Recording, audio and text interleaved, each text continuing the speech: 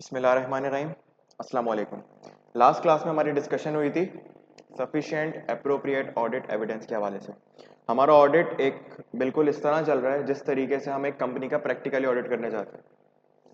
Practically आप जिस भी कंपनी का ऑडिट करने जाते हैं, आप सबसे पहले क्या करते हैं? वहाँ पे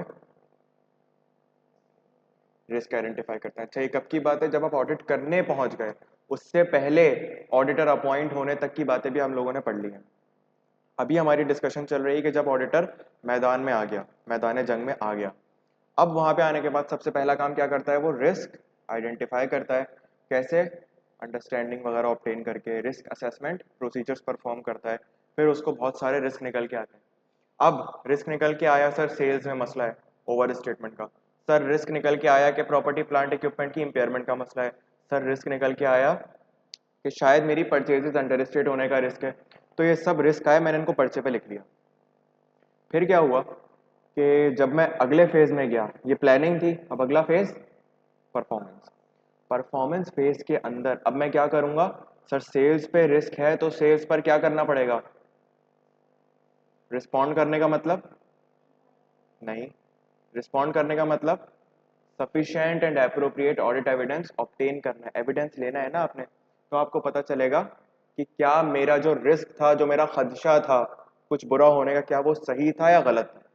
जब आप काम करेंगे सेल्स के ऊपर तो आपको पता चलेगा हाँ हाँ वाकई मुझे लग रहा था सेल्स में मसला है और मसला निकल आया। या फिर आपको पता चलेगा नहीं नहीं यार, मसला नहीं था, मुझे वहम था मेरा सिर्फ। ठीक है, तो ये एक तरीका होता है आपके पास। तो हमारी डिस्कशन चल रही है sufficient and appropriate audit evidence पर। हमने क्या पढ़ा sufficient and appropriate audit evidence के बारे में? कि सर ये तीन लफ्ज का मजमुआ है। सफिशिएंट का मतलब होता है कितने, अप्रोप्रिएट का मतलब कौन से, क्वालिटी, और ऑडिट एविडेंस देखना है आपने।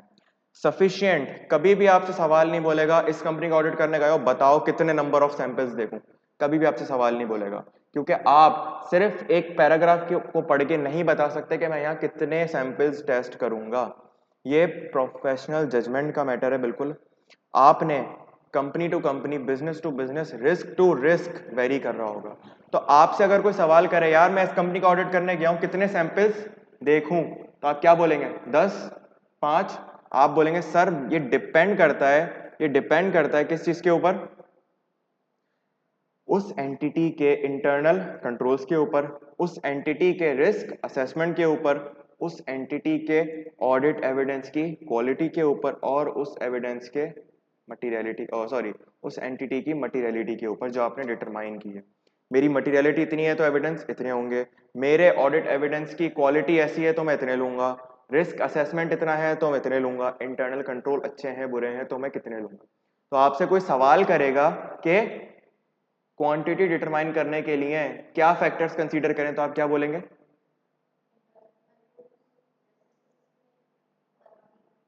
क्वालिटी और मटीरियलिटी। इनका रिलेशन भी पता है, इंटरनल कंट्रोल अच्छे हैं तो क्या होगा, बुरे हैं तो क्या होगा, रिस्क असेसमेंट ज्यादा है तो क्या होगा, कम होगा तो क्या होगा, क्वालिटी अच्छी है तो क्या होगा, बुरी है तो क्या होगा, मटीरियलिटी अच्छी है तो क्या होगा, बुरी है तो।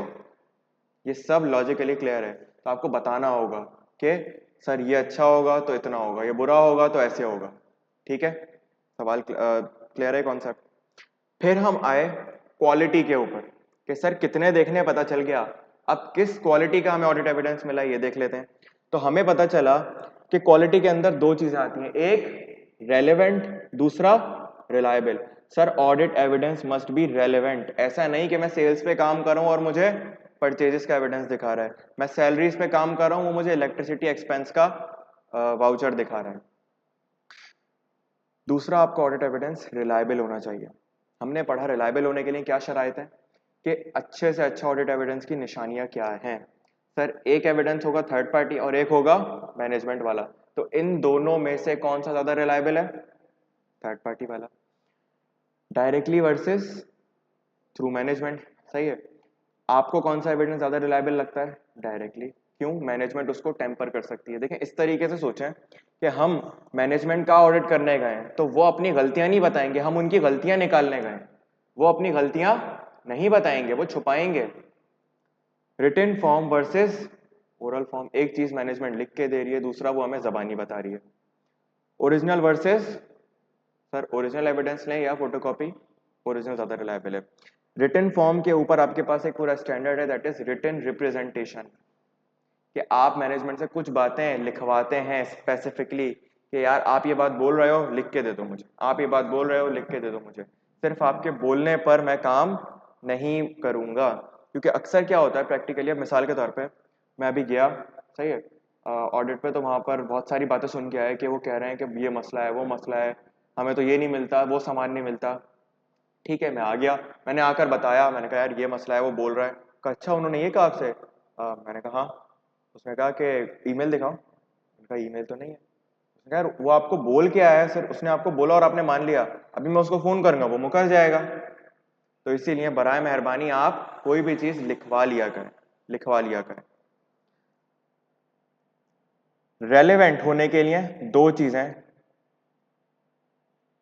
एक एजर्शन अंडर कंसीडरेशन, आप ये देखें कि आप कौन से एजर्शन पे काम कर रहे हैं। सर आप एग्जिस्टेंस वेरीफाई कर रहे हैं, आप कंप्लीटनेस वेरीफाई कर रहे हैं, आप वैल्यूएशन वेरीफाई कर रहे हैं, आप राइट्स एंड ऑब्लिगेशन वेरीफाई कर रहे हैं, आप क्लासिफिकेशन वेरीफाई कर रहे हैं, पीएनएल में कुछ खास अकरेंस वेरीफाई कर रहे हैं। एग्जिस्टेंस की जगह अकरेंस आता है वहां पे, क्योंकि इनकम या एक्सपेंस अकर होता है, एग्जिस्ट नहीं करता। एग्जिस्ट कोई चीज करती है, बस ये रीजन है। एग्जिस्ट कॉन्सेप्ट वही है कि एक्सपेंस हुआ ही नहीं हुआ है। जैसे हम कहते हैं ना पीपी आया नहीं आया, पड़ा हुआ है नहीं पड़ा हुआ, तो ऐसे ही एक्सपेंस पड़ा हुआ नहीं होता, एक्सपेंस इनकर होता है, तो इसीलिए उसके लिए लफ्ज इस्तेमाल होता है अकरेंस।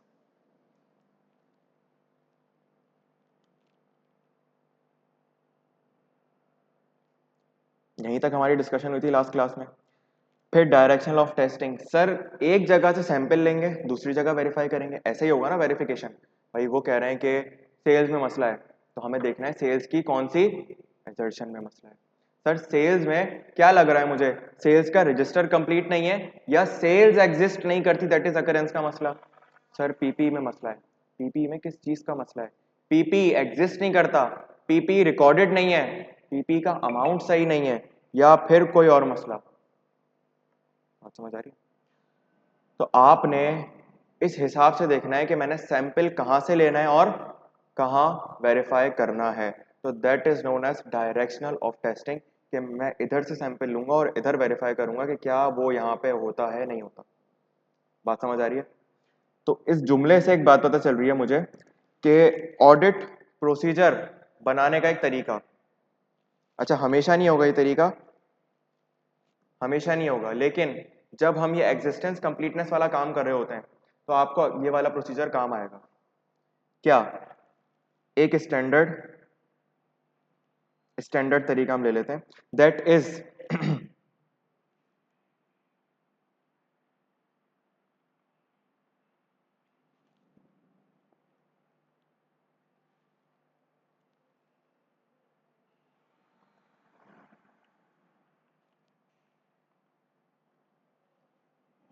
अच्छा यहां तक कोई सवाल?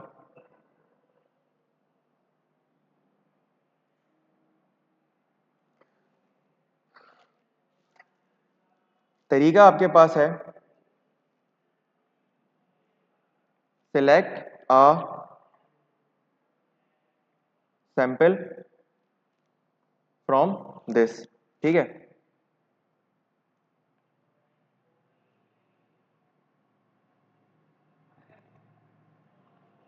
And inspect. कल हम यही कर रहे थे, मैं आपसे कह रहा था select a sample from PP and inspect in the books, कि क्या वो रिकॉर्डेड है या नहीं। अच्छा अब इससे कौन सी असर्शन वेरीफाई हुई? सैंपल मैंने जमीन से उठाकर बुक्स में तलाश किया, कंप्लीटनेस। सर अगर मैं इसका उलट करता, select a sample from the fixed asset register, अच्छा कुछ डॉक्यूमेंट्स के नाम याद कर लें। पीपी वाले रजिस्टर को क्या बोलते हैं? Fixed asset register. क्या बोलते हैं? क्योंकि ये लफ्ज आपके लिए नए हैं इसीलिए इनको कहीं नोट कर लें। Fixed asset register. एक लफ्ज और होता है, फिक्स्ड एसेट शेड्यूल। अच्छा सर दोनों एक ही बात है? नहीं, दोनों में फर्क है, बहुत बारीक सा फर्क है। वो ये है कि फिक्स्ड एसेट रजिस्टर में आप एसेट खरीदते हैं और रिकॉर्ड कर रहे होते हैं, आपके पास सारे एसेट्स की लिस्ट आ रही होती है। मेरे पास 10 एसी हैं, 4 मशीन है, 10 कुर्सियां हैं, ये सारी चीजें। फिक्स्ड एसेट शेड्यूल में वो सारी चीजें आती हैं जो आप नोट्स में लिख रहे होते हैं। याद होगा उस दिन भी हमारी बात हुई थी। नोट्स में क्या लिखते हैं आप? सर ओपनिंग, उसमें कंप्यूटर है, उसमें ये है वो है, सारी चीजें आ गई। फिर आपने क्या किया? एडिशन किया। फिर आपके पास क्लोजिंग, फिर उसके बाद उन पे accumulated depreciation, opening, during the year depreciation charge करी, क्लोजिंग, डेप्रिसिएशन, और फिर डब्ल्यूडीवी क्या आई। ये पूरी जो वर्किंग होती है ना एक अच्छी सी, ये आ रही होती है फिक्स्ड एसेट शेड्यूल के अंदर। अच्छा, और मजीद क्या आ रहा होता है इसके अंदर? आपकी डेप्रिसिएशन भी आ रही होगी कि किस एसेट पर कितनी डेप्रिसिएशन चार्ज हुई, किस रेट पर हुई, इसकी यूजफुल लाइफ क्या है, इसकी रेजिडुअल वैल्यू क्या है, इस पे कितनी इंपेयरमेंट चार्ज हुई। क्योंकि इन सब से अमाउंट नेट होने के बाद ही आपके पास बचता है ना डब्ल्यूडीवी। तो फिक्स्ड एसेट शेड्यूल में इन सब का समझे ब्रेकअप आ रहा होता है, पूरी वर्किंग होती है ये, ठीक है। और फिक्स्ड एसेट रजिस्टर में जस्ट आपके पास आ रहा होता है मेरे पास इस वक्त कौन कौन से एसेट मौजूद हैं और कौन कौन से हटा दिए। अच्छा, हटा दिए वाले कौन से होते हैं? Assets held for disposal. वो कहां पर डील करते हैं? उसके लिए है IFRS 5। इस लेवल पे नहीं पढ़ना आपको, आप फौरन से परेशान हो गई, सर उसमें तो नहीं था FR 2 में, बुक में तो कहीं नहीं मिला। नहीं मिलेगा आपको, CFAP में जाए वो पढ़िएगा, उसके लेक्चर ले लीजिएगा। हाँ, तो CFAP में आपको पता चलता है IFRS 5 जो ये बताता है कि ये एसेट बेकार हो गया, अब इसका काम पूरा हो गया, अब मुझे इसको डिस्पोज करना है, तो मैं इसको उठाकर एक कमरे में डाल दूंगा। तो IFRS 5 डील करता है उस कमरे को जहां पर आपने सारे एसेट्स हेल्ड फॉर डिस्पोजल रखे हुए हैं। समझ में आया? तो ये कुछ डॉक्यूमेंट्स के नाम है जो आप याद कर लें। याद इस वजह से कर लें क्योंकि आप लोगों के लिए नए हैं, कुछ टाइम तक इसे यूज करते रहेंगे, प्रोसीजर्स बोलते रहेंगे, पढ़ते रहेंगे, सोचते रहेंगे, तो ये आप फेमिलियर हो जाएंगे। अच्छा, दूसरा सबसे अहम चीज, एक तो आपने कहा सर ये तरीका हो गया, दूसरा consider the requirement of IFRS। ये बात हमेशा से बोलता आ रहा हूँ, IFRS के हिसाब से ही FS बननी चाहिए, उसी का आप ऑडिट करने गए, तो बस आप यही देख लें कि IFRS जो कह रहा है उसकी रिक्वायरमेंट पूरी हो रही है नहीं हो रही। अगर आपने स्टैंडर्ड पढ़ा हुआ है तो आपके लिए ऑडिट करना कुछ मुश्किल नहीं है। बात समझ आ रही है? सर आपने कहा सेल्स किस तरह रिकॉर्ड होनी चाहिए? IFRS 15 के हिसाब से, तो IFRS 15 की जितनी भी रिक्वायरमेंट्स हैं पूरी हो रही है नहीं हो रही। रेवेन्यू फ्रॉम कॉन्ट्रैक्ट्स है बेसिकली वो। सर दूसरा आपने कहा कि इन्वेंट्री किसके हिसाब से होनी चाहिए? IS2 के हिसाब से। IS2 पढ़ा हुआ है हमने, याद है हमें, बस एक यही जुमला है उसमें, इन्वेंट्री शिप, और भी बहुत सारी बातें हैं उसके। सही है, उसके अंदर आपके पास कितने तरह के मेथड्स हैं इन्वेंट्री को वैल्यू करने के? FIFO, LIFO, एफको। लीफो हट गया, चलें शुक्र है लीफो हट गया। लीफो है, फीफो है, एफ सॉरी फीफो है, एफको है, और स्पेसिफिक आइडेंटिफिकेशन मेथड है। देखें, चैट जीपीटी को प्रॉम्प्ट दे दिया हमने, अब जवाब आ रहा है वहां से। ऑफलाइन भी चलते हैं, अभी तो ऑनलाइन है ना, सिग्नल आ रहा है। ठीक है, डेटा सिस्टम में हमने कॉन्सेप्ट पढ़ा है, डेटा दो तरह से होता है, क्लाउड पे रखा होता है, एक ऑन प्रेमिसेस। तो यहाँ ऑन प्रेमिसेस मौजूद है सारा डेटा, क्लाउड की जरूरत नहीं है। ठीक है, तो आपको अगर ये दो चीजें पता है कि मैंने सैंपल कहाँ से लेना है और कहाँ देखना है, प्रोसीजर बन जाएगा। दूसरा आपके जहन में IFRS की रिक्वायरमेंट, अगर आपको ये दो चीजें पता है ना, आपको कोई प्रोसीजर याद करने की जरूरत ही नहीं है।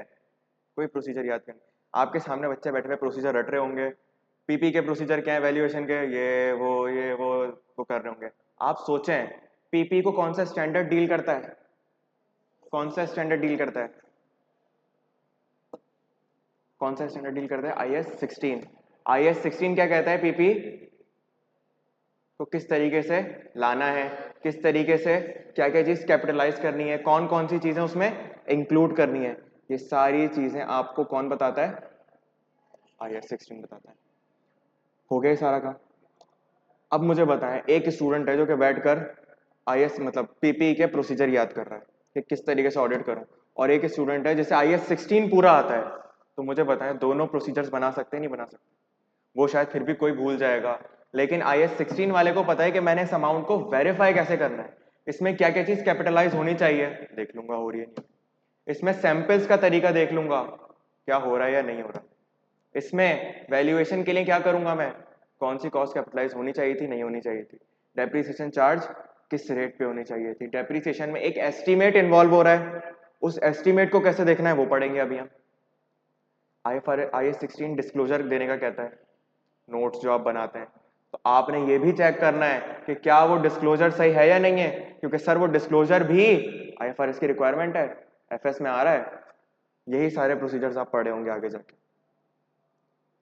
कोई सवाल? अच्छा, अब कुछ ऐसे स्टैंडर्ड जो कि आपको जनरली काम आएंगे, उन मतलब ऐसा नहीं है कि वो किसी स्पेसिफिक स्टैंडर्ड में डील हो रहे हैं। अकाउंटिंग एस्टीमेट कौन सा स्टैंडर्ड डील करता है? Good, accounting estimate IS-8 deal करता है, बस ये गलत फहमी होती है सबकी। IS-8 change in accounting estimate deal करता है, चेंज।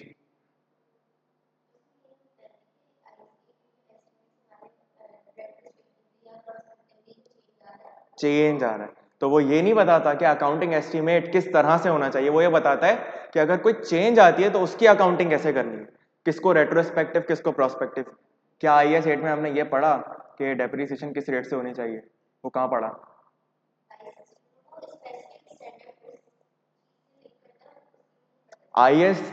इम्पेयरमेंट किस तरीके से चार्ज करनी है, एक एस्टीमेट है, कितने साल चलेगा नहीं चलेगा, क्या वो होंगे, कैश फ्लोज होंगे, ये सारी बातें मुझे बताएं, ये बात IS-8 बताता है, IS-36 बताता है।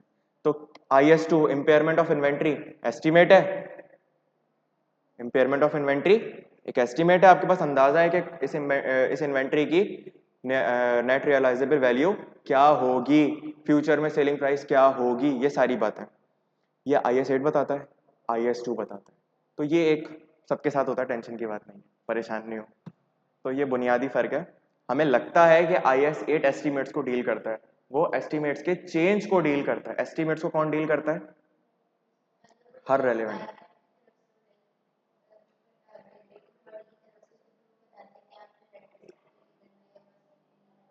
एग्जैक्टली।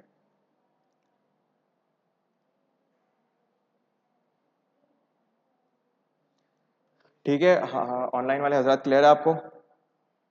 तो ऐसे ही कुछ जनरल, जैसे कि अकाउंटिंग एस्टीमेट की बात करें तो इसके लिए कोई स्पेसिफिक स्टैंडर्ड नहीं है, लेकिन अकाउंटिंग एस्टीमेट को वेरीफाई करना हमारा काम है या नहीं है? क्यों सर?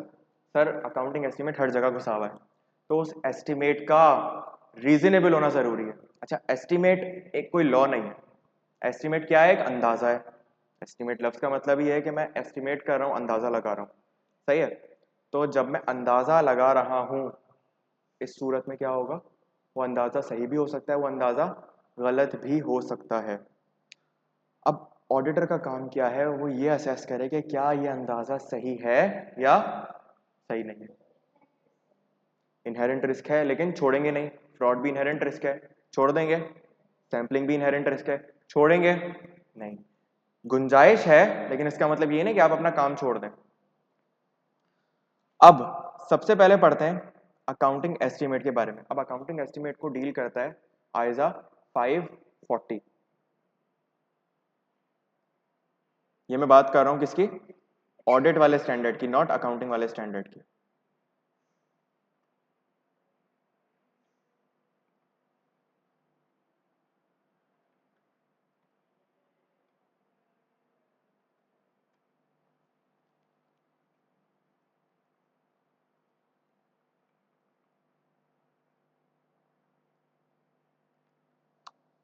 सही है।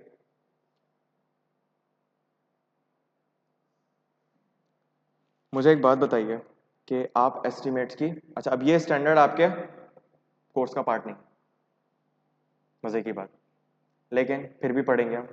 क्यों? क्योंकि इसको पढ़े बगैर आगे प्रोसीजर्स ड्राफ्ट करने में मज़ा नहीं आएगा। तो बहुत छोटा सा है, बहुत छोटे से प्रोसीजर्स हैं और बहुत कॉमन है, कोई मुश्किल चीज़ नहीं।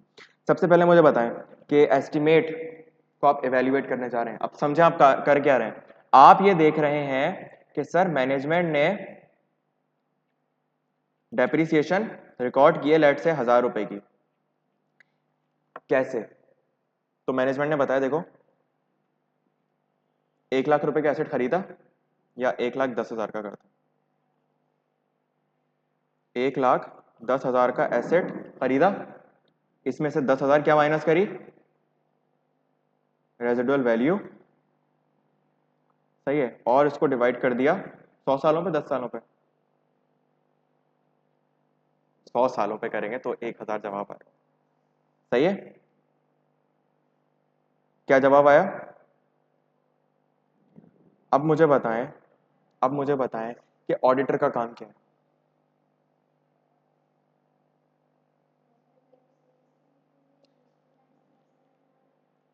अच्छा सर ये एस्टीमेट है, ये तो पीपीई की वैल्यूएशन से पता चल जाएगा। प्रोसीजर आ गया, मैं कैसे वेरीफाई करूंगा? मैं सप्लायर की इनवॉइस देख लूंगा, मैं बोले साथ बनाएंगे हम प्रोसीजर। मैं सप्लायर की इनवॉइस देख लूंगा, ठीक है। मैं बैंक से पेमेंट वेरीफाई कर लूंगा, पेमेंट हो रही है नहीं हो रही।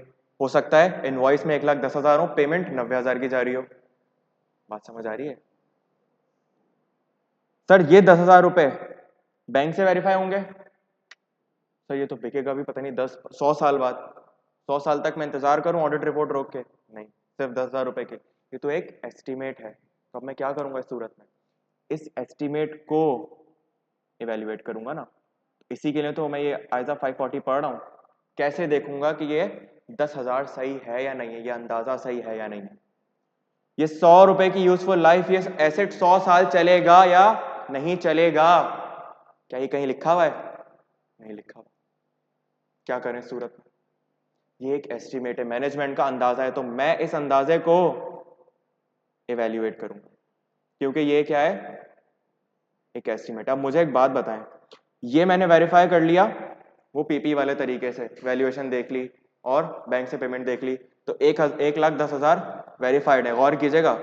फिर मैंने 10,000 का रेजिडुअल वैल्यू का एस्टिमेट भी वेरीफाई कर लिया, अज्यूम करें सही है, तो ये अमाउंट भी सही है। यहाँ पर मैंने 100 साल की यूजफुल लाइफ भी वेरीफाई कर ली, सही है। इस पूरे का आंसर क्या है? 1000। डेप्रिसिएशन कितनी है? तो अल्टीमेटली मैंने क्या वेरीफाई किया कि डेप्रिसिएशन 1000 रुपए की सही रिकॉर्ड हुई या? ये कॉन्सेप्ट समझ में कि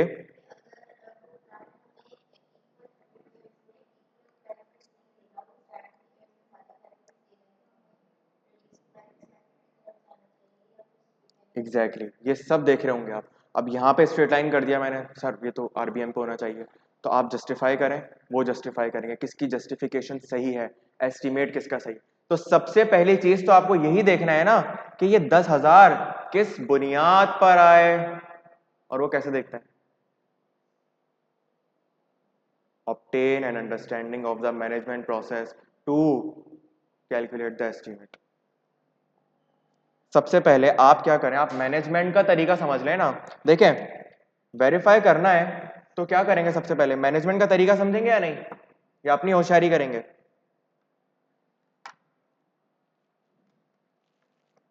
भाई ये 10,000 की रेजिडुअल वैल्यू 100 साल की यूजफुल लाइफ किसका एस्टीमेट है? आपका, मैनेजमेंट का। तो आप मैनेजमेंट से आप मेरे पास एक सॉल्यूशन करके लाएंगे तो मैं उसको चेक करना शुरू कर दूंगा, या गलत होने पर पूछूंगा कि आप मुझे ये बताइए कि आपने ये क्या सोचकर लिखा। सवाल करता हूं ना मैं, ये क्या सोचकर लिखा आपने ये। तो ऐसे ही आप सवाल करें अंडरस्टैंडिंग कि मैनेजमेंट आपने ये 10,000 की रेजिडुअल वैल्यू कैसे लिखी। आप अंडरस्टैंडिंग ऑब्टेन करें किस चीज की? मैनेजमेंट के प्रोसेस की।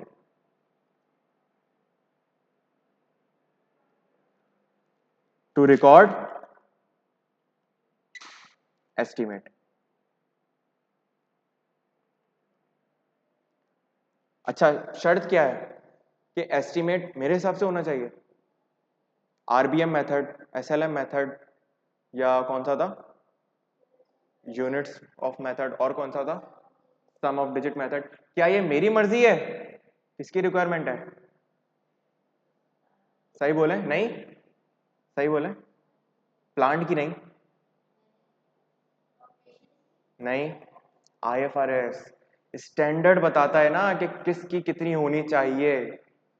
तो आपने ये देखना है कि क्या वो एस्टिमेट कंसिस्टेंट है या नहीं है, किसके रिक्वायरमेंट के साथ, आईएफआरएस के साथ। बस आपने इस चीज की अंडरस्टैंडिंग ऑब्टेन करनी है। आप मैनेजमेंट से पूछोगे कि यार आप मुझे अपना तरीका बताओ कि आप मुझे अपना तरीका बताओ कि आप एस्टिमेट को किस तरीके से रिकॉर्ड करते हो, कि क्या वो तरीका आईएफआरएस के साथ कंसिस्टेंट है या नहीं, या आप कोई अपनी मर्जी का तरीका निकाल के बैठे हो। क्लियर है, अंडरस्टैंडिंग आ गई कि मैनेजमेंट बता रही है मैंने ये 10,000 किस तरीके से लिया, मैंने ये 100 साल किस तरीके से लिया। अब अगला काम क्या करूंगा सर, अकाउंटिंग एस्टीमेट किसी ना किसी कंट्रोल्स के थ्रू आ रहा होगा, तो ये टेस्ट ऑफ कंट्रोल्स पढ़ेंगे हम जब कंट्रोल्स पे काम करेंगे, कि आप उसके ऊपर टेस्ट ऑफ कंट्रोल्स परफॉर्म कर लोगे।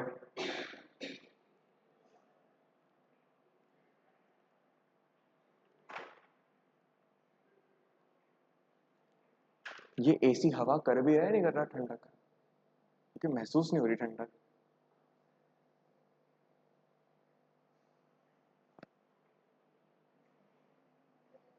क्या इम्पेयर्ड हो गया? Perform test of controls on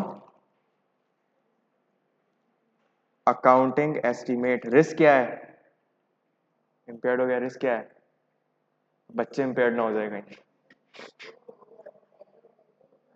सही बात है, वो तो सीए में आने वाले दिन ही हो गए थे हम इम्पेयर्ड, हम तो पूरे साल की इम्पेयरमेंट रिकॉर्ड करके आए थे। गोइंग कंसर्न असम्पशन इनएप्रोप्रिएट है बच्चों की।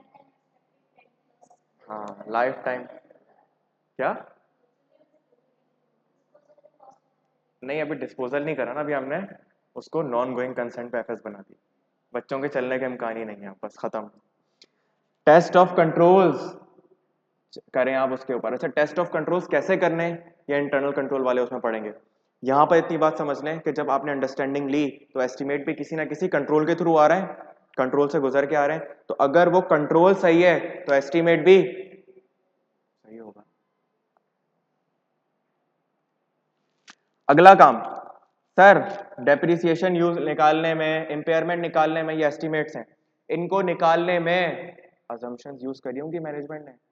यूजफुल लाइफ 100 साल चलेगा ये एसेट, इसकी रेजिडुअल वैल्यू तो 10,000 होगी, ये मेरी क्या है, अजम्पशन है। कहीं लिखा हुआ है? ये तो मेरी एक अजम्पशन है। तो आप ये देखें, इवेल्युएट कि क्या मैनेजमेंट की अजम्पशंस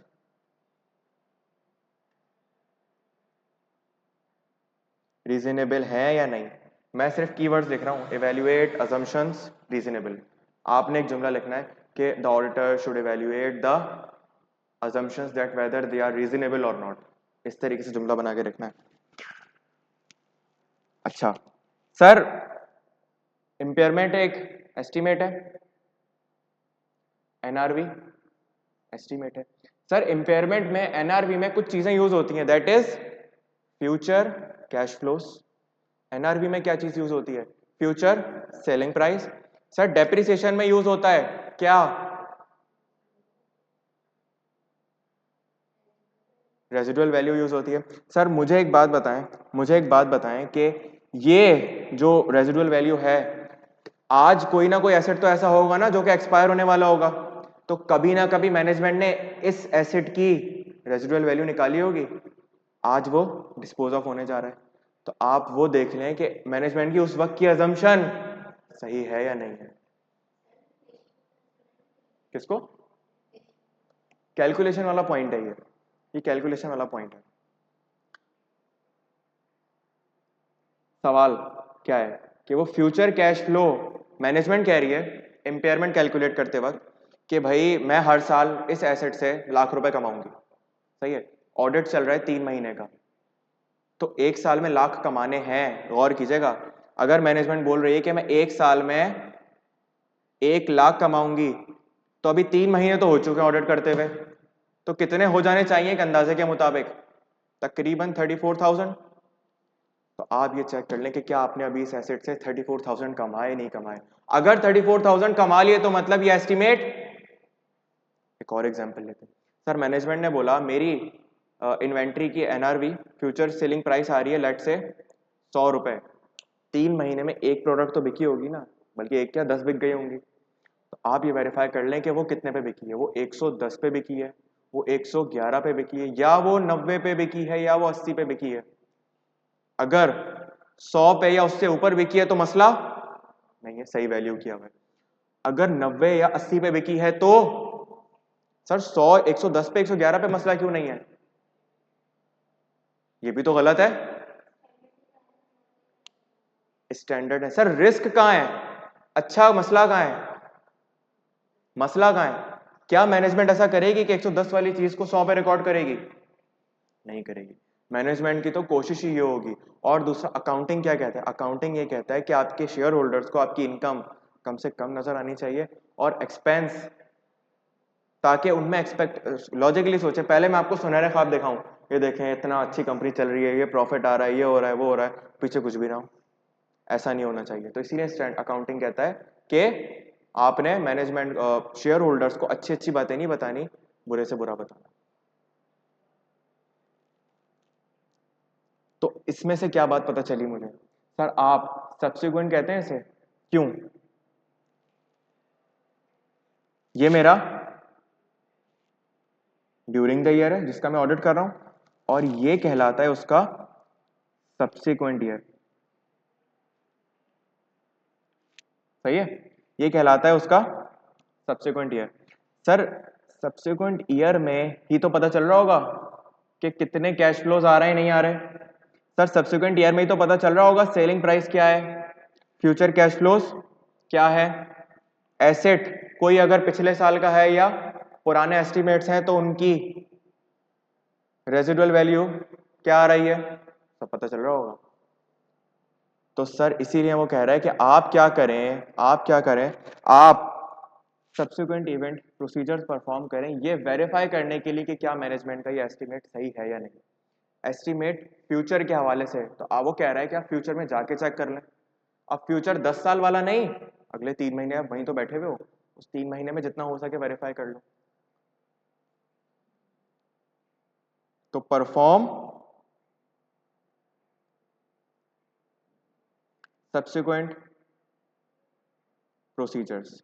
अच्छा, सब्सिक्वेंट प्रोसीजर्स के ऊपर भी पूरा एक स्टैंडर्ड है, ऑडिट में भी है और FAR 2 में भी है, दैट इज IS 10। सही है, तो वो ये बताता है कि कौन सा इवेंट एडजस्टिंग है नॉन एडजस्टिंग है, अकाउंटिंग वाला। और उसी के ऊपर ऑडिट कैसे करना है वो ISA 560 बताता है। बताने का मकसद क्या है कि आपने क्या करना है, सब्सिक्वेंट इवेंट के प्रोसीजर्स परफॉर्म करने हैं।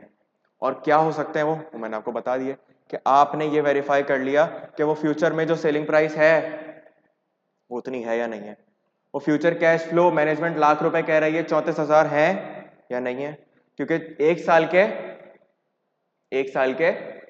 1 लाख हैं, तो 3 महीने कम से कम 34,000 30,000 जितने भी बनेंगे, 1 लाख को डिवाइड बाय 12 करेंगे आप तो आपको पता चल जाएगा सर रेजिडुअल वैल्यू उतनी है या नहीं है। तो आप अल्टीमेटली कर क्या रहे हैं, आप ये देख रहे हैं आज एक एस्टीमेट लगाया मैनेजमेंट ने, वो फ्यूचर के हवाले से है, तो मैं फ्यूचर में जाकर वेरीफाई कर रहा हूं कि क्या वो एस्टीमेट सही है या, क्योंकि एस्टीमेट है ही ना फ्यूचर का। अच्छा सर, इसके बाद आप और काम क्या कर सकते हैं? आखिरी चीज जो तकरीबन हर जगह देखने को मिलेगी, सर एस्टीमेट के ऊपर डिस्क्लोजर जाता है, जाता ही नहीं जाता? डिस्क्लोजर जाता है। तो आखिरी काम आप ये लिख देंगे कि sir evaluate the adequacy of disclosure, evaluate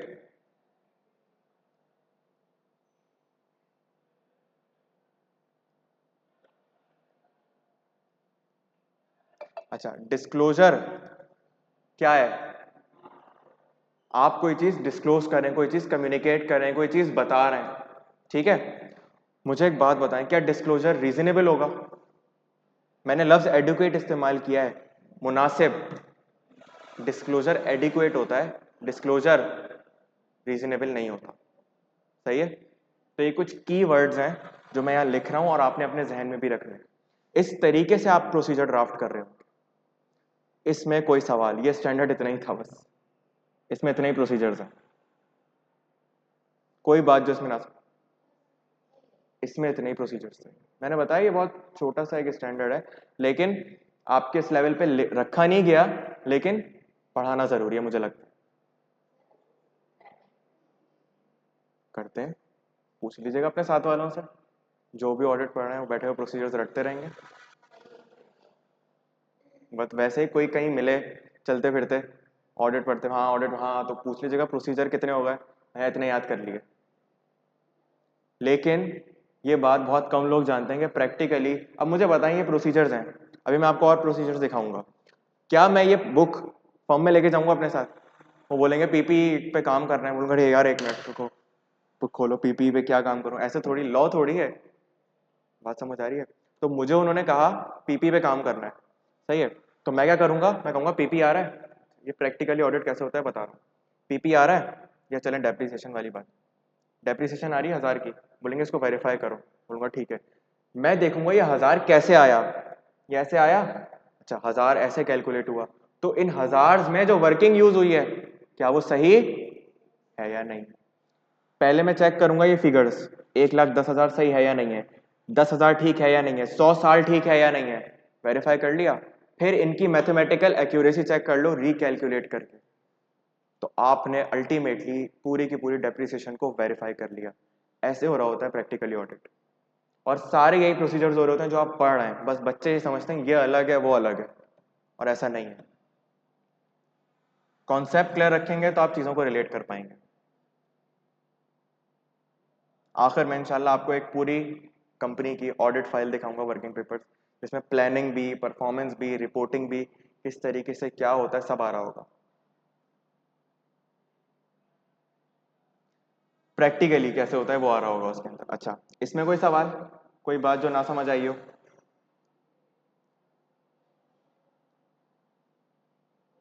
एक चीज जो यहाँ मुझसे बताना मिस हो गई, दैट इज कि आप जब sufficient and appropriate audit evidence obtain कर रहे होंगे, तो मैंने कल बात की थी कि मैं प्रोसीजर्स का तरीका बताऊंगा, क्या क्या काम कर रहे होंगे।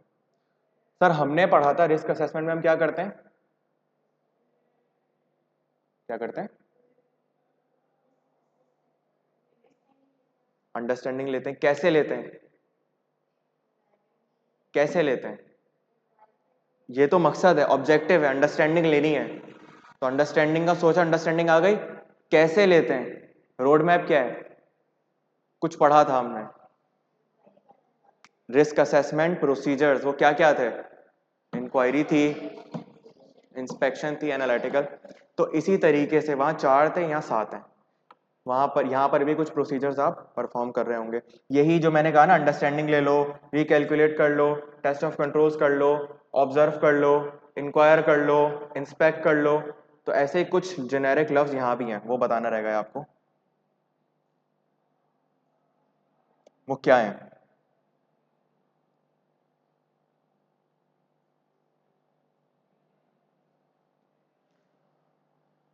सर ऑडिट एविडेंस के लिए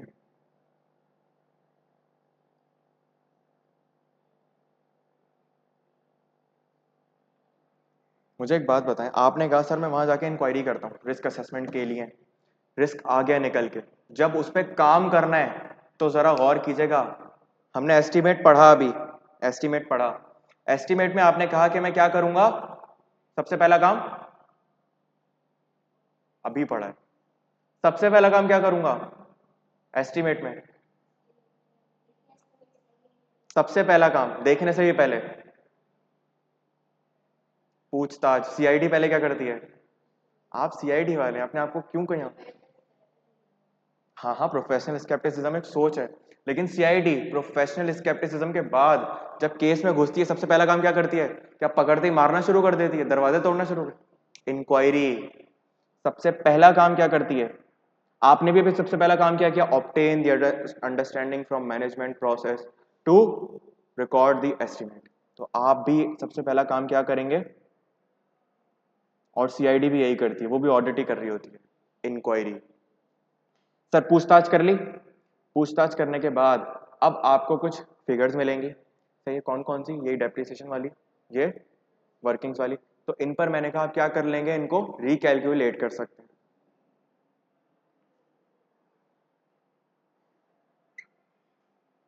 ये कोई मुश्किल चीज नहीं है, रिकैलकुलेट कर लेंगे। अच्छा, इंक्वायरी कर ली, रिकैलकुलेट कर लिया। अब पूछताछ करने के बाद आपको कुछ चीजें पता चलेंगी, यार मैं ये कर सकता हूँ, मैं वो कर सकता हूँ। अब आप बोलेंगे अच्छा मैं क्या करूंगा, अब जाकर मैं ऑब्जर्व करूंगा। जज्बाती मत होएगा, पता चला जाकर फौरन से घुस गए, हाँ दो चलो सारा सामान निकालो, ऐसा नहीं करिएगा, आराम आराम से ऑब्जर्वेशन। क्योंकि समझें ये सब हम क्यों कर रहे हैं, ठीक है, उनकी नजर में आप कौन है, बहुत होशियार लोग, और हकीकत में नहीं है, ठीक है। तो ये ऑडिट को भी पता है कि मेरे बच्चे होशियार नहीं है, तो उसने कहा कदम कदम रखो, उसको ये मत बता चलने देना कि तुम होशियार नहीं हो, तुम पहले इंक्वायरी करो, हाँ ठीक है, फिर एक कदम आगे बढ़ाओ, ऑब्जर्व करो चीजों को, फिर तरीका है वारदात। अच्छा, ऑब्जर्व कर लिया, अब आपको कुछ मिल गया होगा कि हाँ यार ये कुर्सी जरा मुझे मसला लग रहा है, उस कुर्सी में कोई मसला लग रहा है, मुझे यहाँ पर रिस्क था, मैं रिस्क से आगे आ चुका हूँ, मैं कौन से फेज में हूँ, मैं कौन से फेज में हूँ, परफॉर्मेंस फेज में। ये मत भूलिएगा, रिस्क वाला कौन सा फेज था, प्लानिंग कर चुका हूँ, अब मैं कमरे में आ चुका हूँ। पहले मैं बाहर से देख रहा था, इस कमरे में रिस्क है, उस कमरे में रिस्क है, अब मैं कमरे में आकर देख रहा हूँ यार इस कुर्सी में लग रहा है मुझे, इस कुर्सी में, मजीद अंदर आ गया, ऑब्जर्व कर लिया। अब कुर्सी पे पहुंच जाए बंदे के पास, हाँ दिखाएं अपना रजिस्टर दिखाएं, दैट इज इंस्पेक्शन।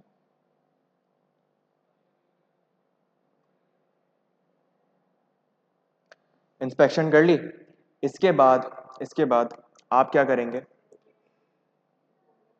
नहीं नहीं ये तो वो है, आप एनालिटिकल प्रोसीजर्स परफॉर्म कर सकते हैं।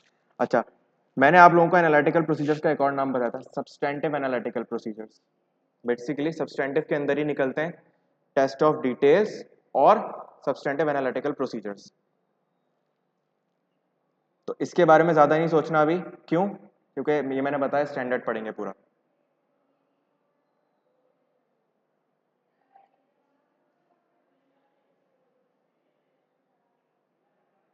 क्लियर है। अगला काम, सर अगला काम आप ये करेंगे, हमने एक बात पढ़ी,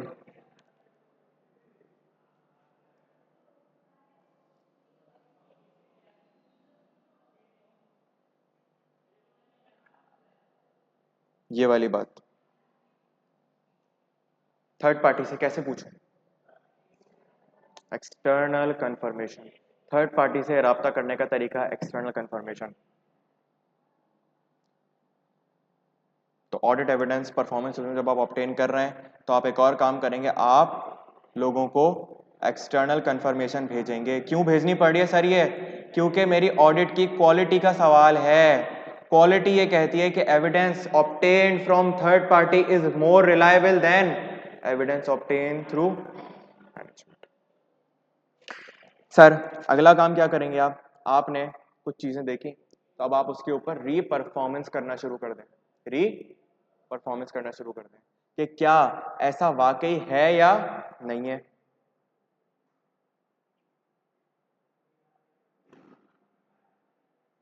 मैनेजमेंट बोल रही है कि भाई ये काम ऐसे ही होता है, ये चीज ऐसे ही आती है, मैं कहूँगा ठीक है एक बार मैं करके देखता हूँ, जैसे रिकैलकुलेशन कर रहे थे ऐसे ही री परफॉर्मेंस करके देख लेंगे, यार एक बार मुझे दिखाओ, मैं करके देखता हूँ ये वाला काम कि क्या यहाँ पर सेल्स ऐसे ही आनी, इतनी ही आनी चाहिए, नहीं आनी चाहिए, मुझे एक बार वेरीफाई करने दो ये चीज़। तो एक काम, पहले आप ऑब्जर्व कर रहे थे, फिर आपने इंस्पेक्ट किया, आपने देखा इंस्पेक्शन, अच्छा, फिर आपने कहा अच्छा ये काम ये इतना आ रहा है ना, एक बार इसको मैं खुद करके देखूंगा कि क्या ये इतना ही आना चाहिए या नहीं आना चाहिए। अगला काम, अगला काम, और कुछ आ रहा है जहन में तो बताएं कि सर और काम। जी हारिस, साथ हैं आप हमारे, इन सात के अलावा कोई आपके जहन में काम आ रहा है कि सर मैं ये भी कर सकता हूं, तो वो इन सात में ही लिंक होगा कहीं ना कहीं। सर स्टार्टिंग में तो याद करने पड़ेंगे, फिर भी काश इतने अच्छे होते हम, काश, एक तो ये काश वाला लफ्ज है ना, काश, काश हम अमीर होते, काश हम ये होते, काश हम, अरे भाई काश क्यों, अभी करो ना यार, काश को रियलिटी में तब्दील करो। दुनिया में आए हो तुम लोग, क्या करने आए हो? बस ये काश काश करने आए हो, काश हम ये होते, काश मेरे अब्बा अंबानी होते, काश मेरे अब्बा वो कोई कौन होते, मियां मंशा होते। अरे नहीं भाई, अभी करो ना। अब्बा नहीं है तो क्या तुम बन जाओ? काश क्या होता है? काश इज द रिग्रेट, ये एक्सक्यूज है।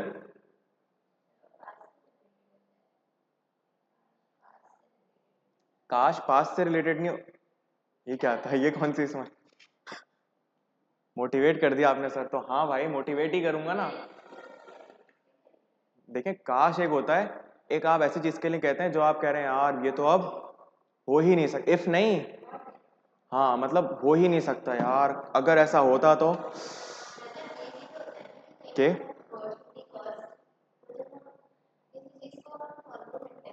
सही है। ओके, वो क्या चीज होती है? आपने क्या किया? ऐसे ऐसे क्यों एक्सप्रेशन? सीक्रेट है, कोई राज है ना? राज खुल जाएंगे क्लास में। देख क्या ऐसे सवाल आते कहाँ से? माजी,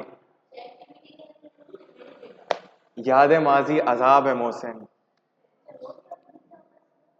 नहीं नहीं, देखें, माजी को भूलना नहीं चाहिए, माजी को भूलना नहीं चाहिए, माजी से सबक हासिल, अच्छा माजी में रहना नहीं चाहिए, दोनों बातें अलग अलग हैं।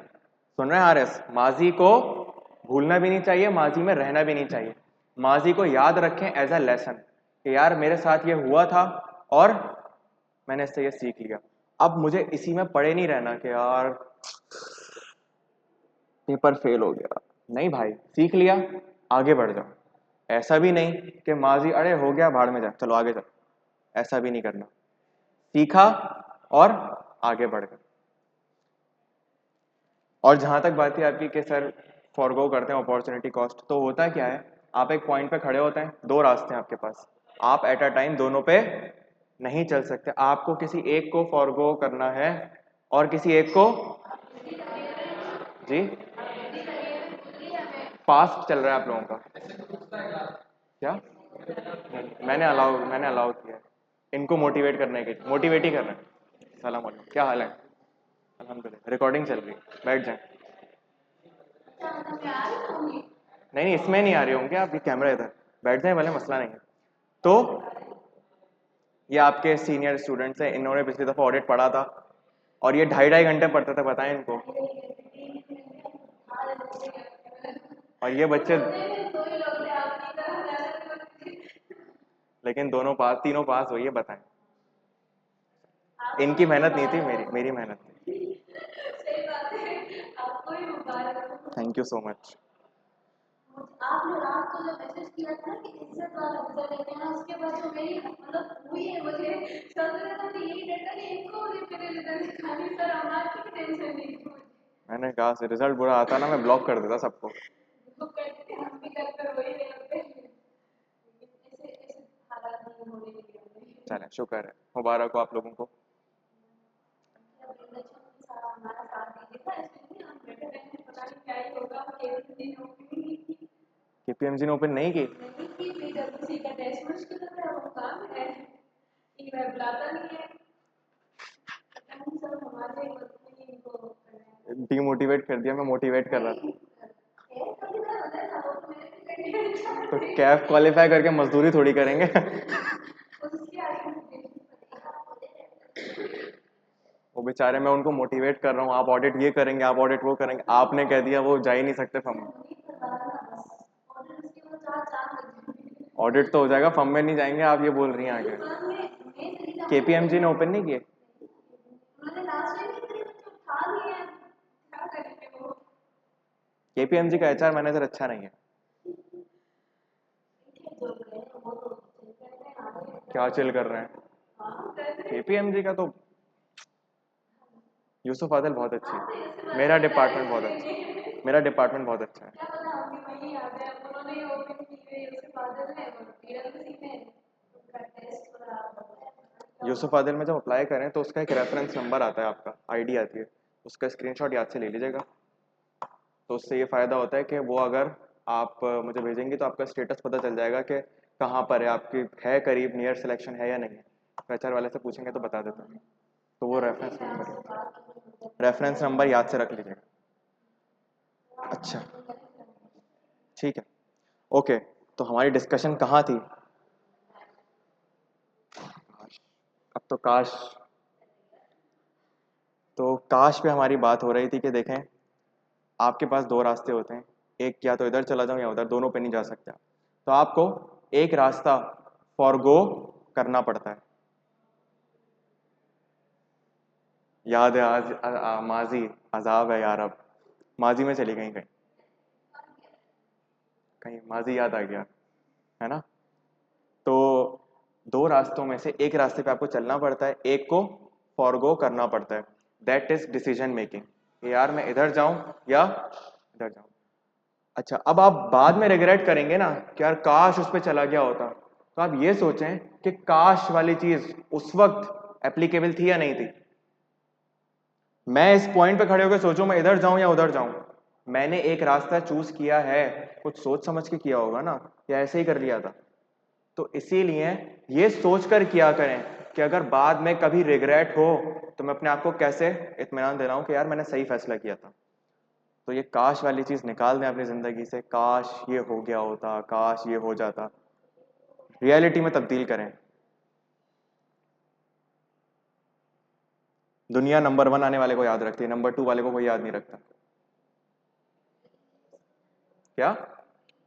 नहीं नहीं, थ्री इडियट्स का कॉन्सेप्ट भी बहुत अच्छा है। उसका ये कहना होता है कि सक्सेस के पीछे मत भागो, एक्सेलेंस का पीछा करो।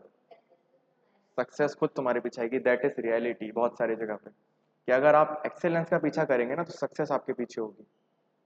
क्योंकि आपका मकसद कुछ हासिल करना नहीं होगा, आपका मकसद कुछ अपने आप को बेहतरीन बनाना होगा, नॉलेज गेन करना होगा। मोटिवेशनल स्पीकिंग हो गई, ठीक है। सही है हारिस, काश नहीं, हमने उस काश को रियलिटी में तब्दील करना है। हम ये नहीं सुनना चाहते काश ऑडिट अच्छे से पढ़ लिया होता तो पास हो जाता, नहीं। हम ऑडिट अच्छे से पढ़ेंगे और इंशाल्लाह पास होगा, नो काश।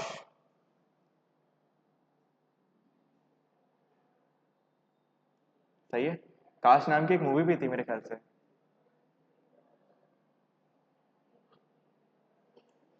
क्या सुना हुआ है? हम तो चैट जीपीटी, हम तो कुछ भी नहीं है ना। लेकिन फिर देखें, दुनिया में भी कुछ देखा करें।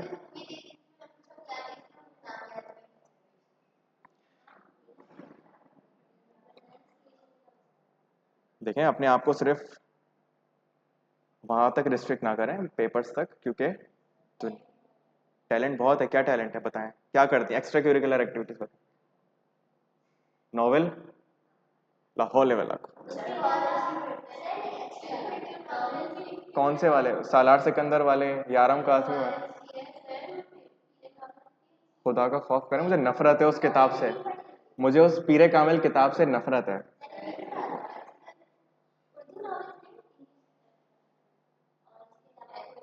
मुझे नफरत है उस नॉवेल से। जी,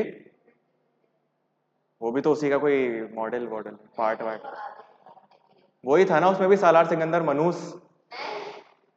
मुझे नहीं पसंद, गुस्सा आता है ये वाले नॉवेल से। और एक वो कौन था, यारम काजमी, अजीब, क्या नाम था उसका, रोई यारम। नफरत है मुझे नॉवेल से, दोनों से। क्या? क्या? ये वाले नॉवल पढ़ने से? स्टोरी बताएं किस तरह की? क्या होता है?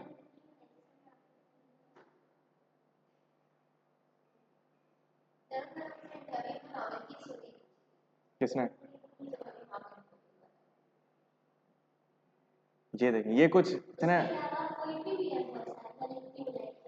किस तरह की सुनाए?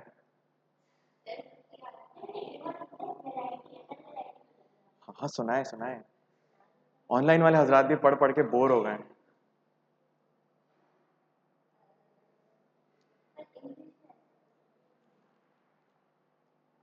रिकॉर्डिंग वालों को इस चीज से बहुत बड़ा नुकसान होता है नॉवेल्स पढ़ने का, बहुत बड़ा। अगर अगर आप ये सामने अच्छे से लिखना चाहो कभी भी कभी आप क्या कर सकते हैं या कर कारपेंटर क्या? कार्देनियत इंग्लिश है?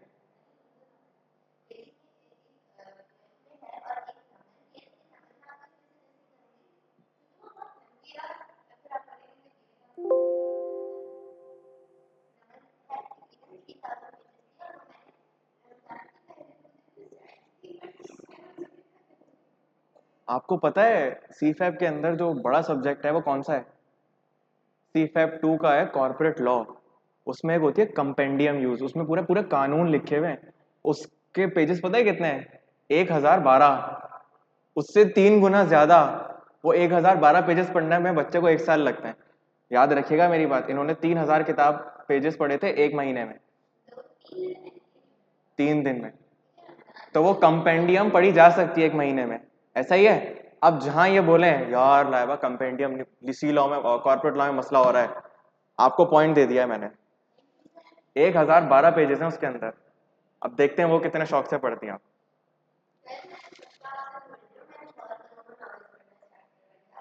मैं आपको छुड़वा दूंगा। मैंने बताया ना मुझे मसला नॉवेल से नहीं है, बस नॉवेल जिससे सुना था उससे नफरत है। नफरत नहीं है मतलब, तो मुझे वो पसंद नहीं है बंदा, तो बस इस वजह से नॉवेल भी पसंद नहीं है। पीरे कामिल क्या? और कोई काम ही नहीं है मेरे पास, तो मैं नॉवेल ही सुनता रहा हूँ। एक दफा सुन लिया भुगत लिया काफी नहीं है? क्यों लाइबा? एक ही दफा गलती करता है ना इंसान सुनने की। मैं 3000 पेज की किताब दोबारा सुनूं बैठ के?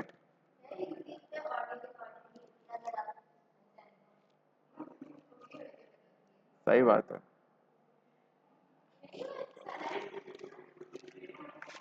जज्बात चेक करिए आप सालार सिकंदर के अगेंस्ट सुन के, कैसे बच्चे हो गए हैं आजकल के। चलें ऑडिट रिज्यूम करते हैं अपना, सही है? तो दिमाग हमने ब्रेक ले लिया एक, बस 15 मिनट और पढ़ते हैं फिर इंशाल्लाह क्लास ऑफ करते हैं।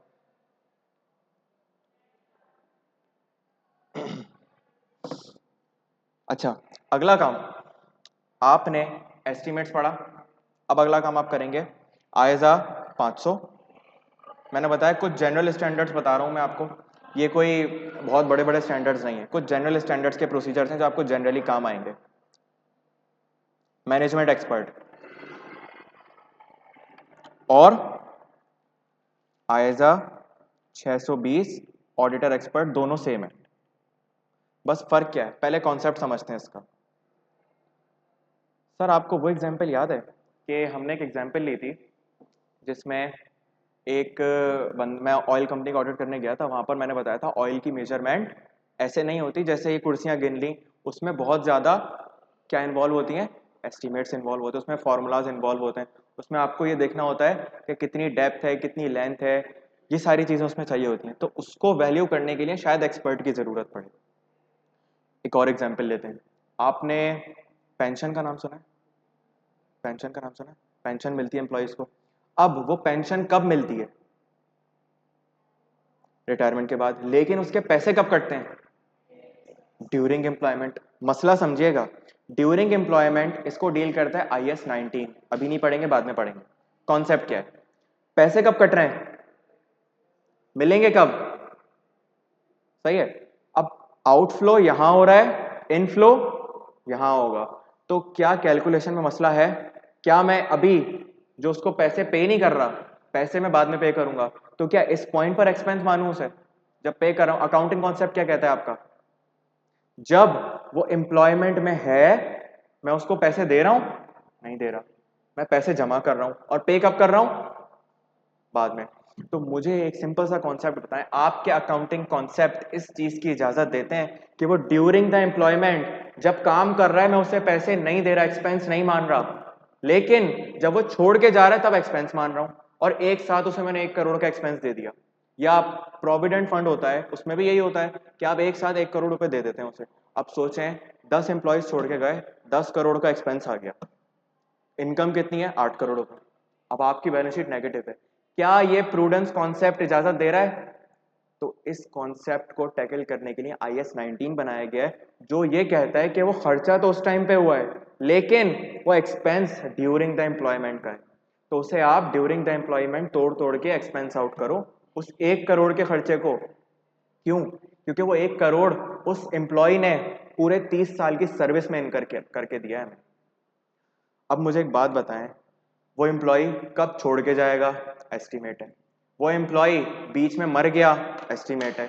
उस एम्प्लॉय की उस वक्त की सैलरी क्या होगी? सैलरी में से हिस्सा डिडक्ट होता है, एस्टिमेट है। अकाउंटिंग उसकी वैसे ही होती है, मैं तभी बता रहा हूँ, वो अकाउंटिंग डील करता है। एस्टिमेट क्या है? कितने पैसे मिलेंगे, ये एस्टिमेट है। उसकी सैलरी कितनी होगी, एस्टिमेट है। शायद वो 55 साल की उम्र में छोड़ जाए, शायद कोई 70 साल की उम्र में छोड़ के जाए, एस्टिमेट है। इन सारी चीज़ों को इवेल्युएट करने के लिए ये आपके बस की बात नहीं है, ये अकाउंटिंग एस्टिमेट नहीं है, ये एस्टिमेट उसकी ज़िंदगी का है। इसको कौन इवेल्युएट करता है? उस बंदे को कहा जाता है एक्चुअरी। क्या कहा जाता है? पाकिस्तान में एक मशहूर एक्चुअरी है, उसका नाम है नोमान एसोसिएट्स। अक्सर मेजॉरिटी कंपनी इसके यही वैल्यूएशन कर रहा होता है, इसे कहते हैं एक्चुरियल वैल्यूएशन।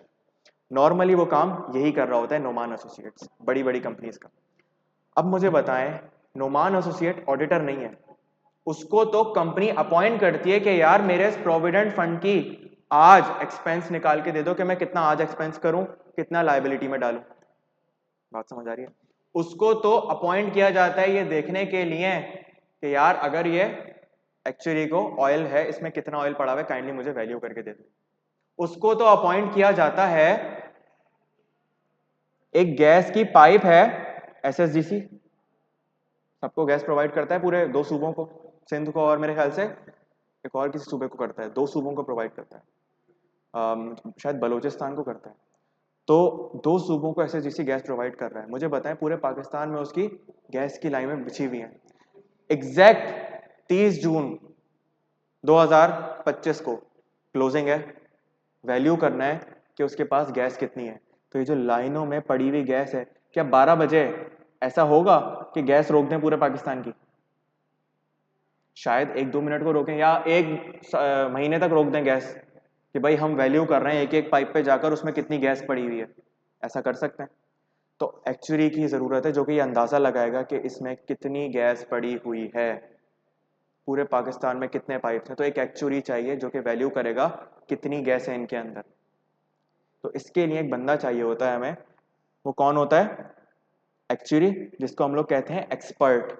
कोई हम एक्सपर्ट अपॉइंट करते हैं किसी ऐसी चीज़ के लिए जिसमें हम माहिर नहीं है, हम एक बाहर से बंदा बुलाते हैं कि यार तुम मुझे ये बता दो कि ये इसका वैल्यू कितनी होनी चाहिए। मैं उससे अकाउंटिंग में मदद नहीं लूंगा कि एंट्री क्या होगी, मैं उससे ऑडिट में मदद नहीं लूंगा कि ऑडिट कैसे करूं, मैं सिर्फ उससे बोलूंगा मुझे इसकी वैल्यू बता दो।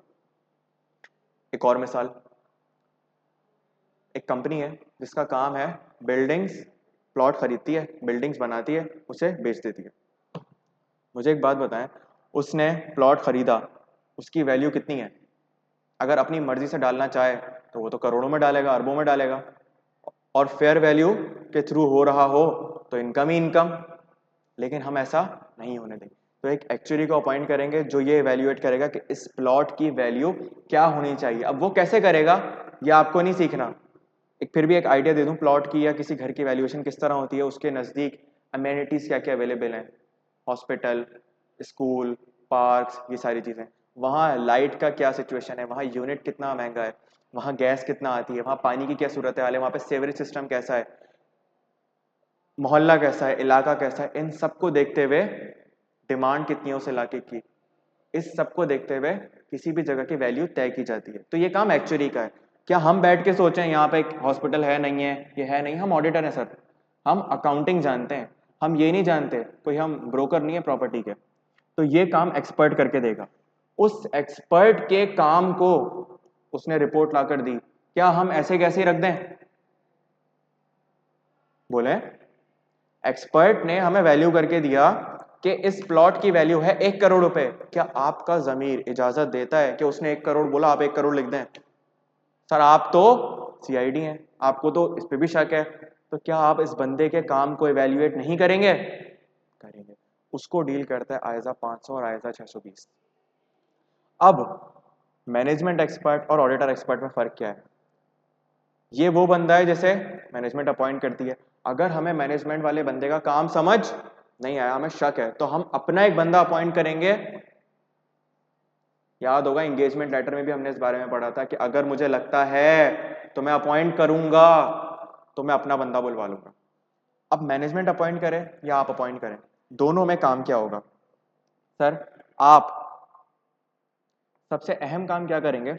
सबसे अहम काम, evaluate the competency and capability and objectivity of management expert. क्या काम? कॉम्पिटेंस और कैपेबिलिटी एंड ऑब्जेक्टिविटी। किसकी? एक्सपर्ट की। लेकिन सबसे पहली शर्त तो ये है ना कि वो बंदा काम करके आ रहा है, उस बंदे का सही होना जरूरी है। मुझे बताएं, वो बंदा प्रॉपर्टी की वैल्यूएशन कर रहा है और उसे ये पता ही नहीं है कि प्रॉपर्टी की वैल्यूएशन कैसे करते हैं, वो बंदा कॉम्पिटेंट नहीं है, तो क्या मैं उसकी वैल्यूएशन पे भरोसा करूंगा? नहीं करूंगा। सर वो बंदा वो काम करने के लिए केपेबल नहीं है, सर वो बंदा उस कंपनी का, उस मैनेजमेंट का रिश्तेदार है, ऑब्जेक्टिव नहीं है, तो क्या वो काम सही करेगा या बायस डिसीजन देगा? बायस डिसीजन देगा। तो पहली शर्त तो ये है कि आप तीन चीजें इवेल्युएट करने की, लफ्ज याद रखिएगा। आपसे कोई पूछे मैनेजमेंट में सबसे पहला काम, मैनेजमेंट एक्सपर्ट या ऑडिटर एक्सपर्ट में, आप सबसे पहले उस बंदे की कॉम्पिटेंसी देख लें, कैपेबिलिटी देख लें और ऑब्जेक्टिविटी देख लें कि क्या वो उसके अंदर ये तीन खुसूसियात हैं या नहीं है। अगला काम आप ये करेंगे, आप अब उसकी रिपोर्ट देखेंगे। पहले आपने बंदे की तरफ देखा कौन लाया है, फिर आप उसकी रिपोर्ट उठा के देखेंगे और बोलेंगे यार मुझे इसकी अंडरस्टैंडिंग दो। तो अगला काम, obtain the understanding of work। Expert का जो काम है, उसने क्या आपको वैल्यू लाके दे देगा? पीपीई की वैल्यू 100 रुपए, या वो ये भी बताएगा कि ये 100 रुपए कैसे आए? सर मैं, मुझे ऐसा लगता है ये अमेनिटीज हैं, मुझे ऐसा लगता है ये इसकी फ्यूचर में होने वाला है, यहाँ पर एक मोटरवे बनेगा तो इसकी वैल्यू बढ़ जाएगी, ये सब करके देगा ना वो हमें। तो आपको उस चीज़ की अंडरस्टैंडिंग लेनी है, उसके काम की अंडरस्टैंडिंग लेनी है कि उसने काम किस तरीके से किया। अब वो बोले यार मुझे ऐसा लगता है कि यहाँ पर हैदराबाद अगला कैपिटल बनेगा पाकिस्तान का, उसकी ये क्या है? थिंकिंग है, उसने इस थिंकिंग की बुनियाद पे वैल्यूएशन बढ़ा दी। आप ऑडिटर हैं, पागल तो नहीं है ना? आपको लगता है कैपिटल बनेगा हैदराबाद? नहीं बनेगा। तो क्या इस बेस को आप आगे जाने देंगे? आप बोलेंगे यार ये मुझे तुम्हारी जजमेंट ठीक नहीं लगी, इसको चेंज करो। ये क्या है? अजम्पशन है उसकी, आपको उसकी अजम्पशन रीजनेबल नहीं लगी। तो अगला काम आप क्या करेंगे, जब आपने उसके काम की अंडरस्टैंडिंग ले ली तो आप उसको इवेल्युएट करेंगे।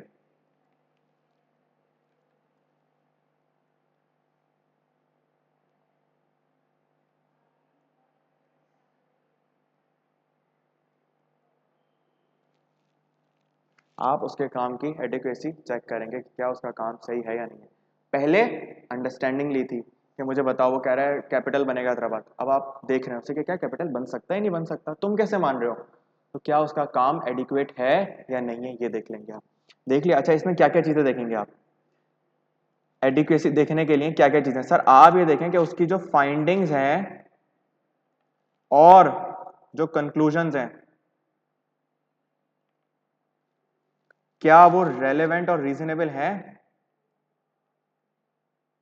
यही वाली बात, हैदराबाद कैपिटल बन जाएगा, बनेगा, आपने क्यों मना किया? सर उसकी ये फाइंडिंग, ये कंक्लूजन रीजनेबल नहीं लग रही हमें, हम कैसे मान लें ये चीज? अगला काम, सर उसकी जो अजम्पशंस हैं क्या वो रीजनेबल है? सर उसने कहा ये एम्प्लॉय 110 साल बाद मरेगा, अजम्पशन रीजनेबल है। आजकल लाइफ एक्सपेक्टेशन ये नहीं है, नॉर्मली एक्चुअली जो लाइफ एक्सपेक्टेंसी लेता है वो 60 साल की लेता है, तो ये अजम्पशन रीजनेबल लगती है। मैंने रिपोर्ट ली, नोमान एसोसिएट की, उस पर लिखा था लाइफ एक्सपेक्टेंसी 60 साल, मैं कहूँगा ठीक है। वो लिखता है 120 साल, नहीं सर मुझे उसकी अजम्पशन रीजनेबल नहीं लग रही। सर डेटा का सोर्स, सबसे इंपॉर्टेंट चीज, सोर्स ऑफ डेटा इज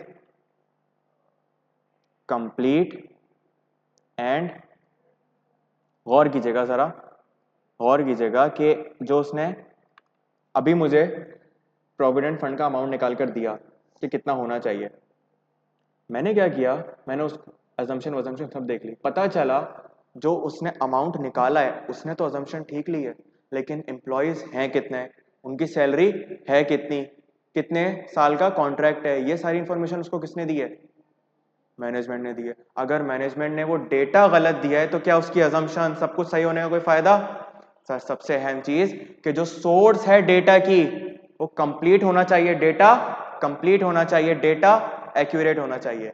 अब वही वाली बात, डेप्रिसिएशन का तो 1000 का अमाउंट था लेकिन नीचे आपने चीजें वेरीफाई कर ली, ऐसे ही प्रोविडेंट फंड का 1000 का अमाउंट आ रहा होगा, आप उस अमाउंट को वेरीफाई करेंगे कि इसमें अजम्पशंस क्या है, इसमें क्या क्या डेटा लिया गया है, वो डेटा कंप्लीट एक्यूरेट है या नहीं है, ये सब चीजें इवेल्युएट करने के बाद आप कहेंगे कि हाँ मैं इसके काम को कंसीडर कर रहा हूं या नहीं कर रहा। तो ये प्रोसीजर्स आप यूज करेंगे किस लिए, मैनेजमेंट एक्सपर्ट या ऑडिटर एक्सपर्ट के काम को इवेल्युएट करने के लिए। पहले आप मैनेजमेंट वाले पे ही काम करेंगे, अगर हो जाता है तो ठीक है, वरना आप अपना बंदा ले आए और उस पर भी फिर आप जब वो काम करके देगा तो यही काम करेंगे। अच्छा, अब स्टैंडर्ड इसका हम अलग से पढ़ेंगे, उसमें क्या पढ़ाया जाएगा हमें, सर सब तो पढ़ लिया, वो ये बताएगा स्टैंडर्ड कि सर वो रिपोर्ट लाया पसंद नहीं आई तो अब क्या करें, बंदा समझ नहीं आया तो क्या करें, अपॉइंट करते हुए क्या क्या साइन करें, वो स्टैंडर्ड ये डील करता है। अभी मैंने आपको प्रोसीजर बताया कि आप क्या करेंगे रिपोर्ट पे, तो अभी आपको ये पता होना चाहिए, क्योंकि हम आगे जाकर प्रोसीजर्स ड्राफ्ट कर रहे होंगे। तो मैं आपसे पूछूंगा, एक कंपनी है उसने ऑयल की वैल्यूएशन कराई, आप बोलेंगे सर एक्सपर्ट को अपॉइंट किया होगा, तो एक्सपर्ट वाले 5 प्रोसीजर आ जाएंगे एज इट इज, एक्सपर्ट वाले 5 प्रोसीजर्स एज इट इज आ जाएंगे। बात समझ आ रही है? कोई सवाल? आज की क्लास में यहीं तक रखते हैं, इसको हजम करें, इसको हजम करें तो आगे काम चलेगा। हारिस कोई सवाल?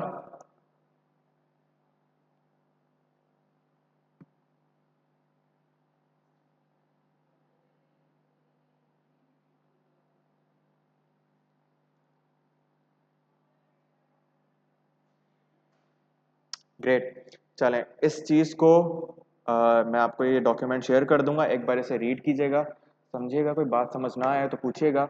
अगेन मैं बता रहा हूँ, इसका हमें ज़रूरत ऐसे पड़ेगी कि मैं आपसे पूछूंगा, एक कंपनी है उसने एस्टिमेट्स एवेल्युएट किए, अब आपको उसका ऑडिट करना है, तो जहां लफ्ज एस्टिमेट आ गया, डेप्रिसिएशन आ गया, इम्पेयरमेंट आ गया, तो मैं आपसे बोलूंगा एस्टिमेट वाले प्रोसीजर तो यहाँ आएंगे ही आएंगे, लफ्ज होगा इम्पेयरमेंट, प्रोसीजर आएंगे पूरे एस्टिमेट के।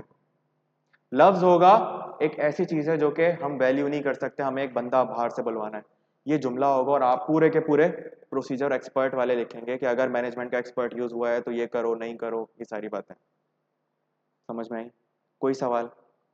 चलें आज की क्लास को यहीं तक रखते हैं, इंशाल्लाह नेक्स्ट क्लास में मुलाकात होगी। अल्लाह हाफिज़।